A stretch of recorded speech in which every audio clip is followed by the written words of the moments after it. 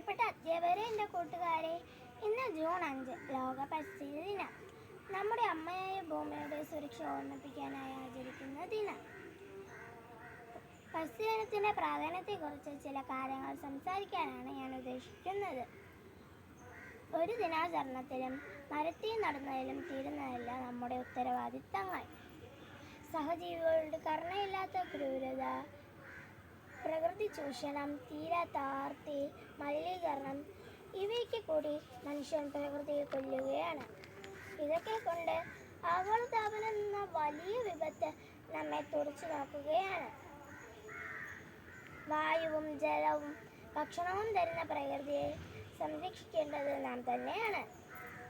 പച്ചപ്പുമുള്ള നല്ല ഭൂമി വരും തലമുറയ്ക്ക് കൈമാറാൻ നമുക്ക് കഴിയണം.